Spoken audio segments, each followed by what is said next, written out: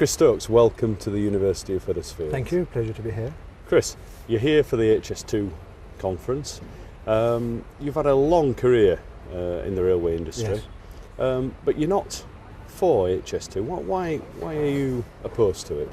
Because, unfortunately, I don't think it's the priority. To explain that, the route that it primarily relieves is the West Coast Main Line. And whilst the West Coast Main Line, like every other main line in the country pretty much now, is full of trains, there are very few spare paths, the trains aren't running at the longest potential length. Many of the Virgin trains are still only 9 cars, they could be 12 cars. They have too much first class. And if you compare running a 12-car train with less first class, with a 9-car train as they're currently configured, you can actually double the number of standard class seats for very little investment, which must be a better thing for the country than spending 40, 50 billion pounds on HS2.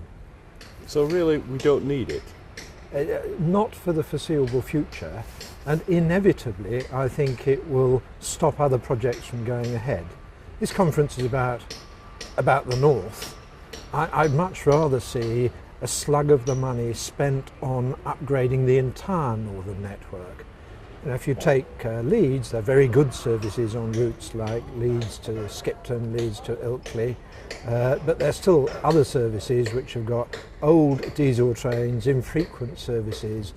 The vision would be to electrify that network, to further improve the Transpennine links, and to develop the network in the region, which actually I believe would have much more benefits for the North than building HS2, because the international experience is London will benefit more than the regions. And even though HS2 is not going to be built for 25 years, you don't see an advantage in 25 years' time? The regional network in the North could be transformed in, 5 to 10 years with a political will and sustained investment. So those benefits would occur much more quickly.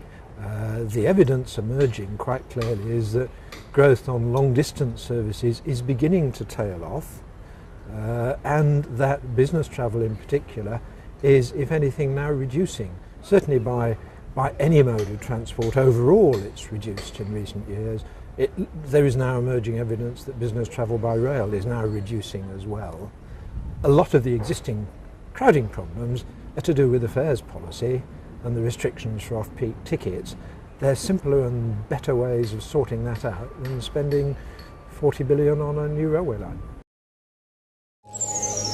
The University of Huddersfield, inspiring tomorrow's professionals.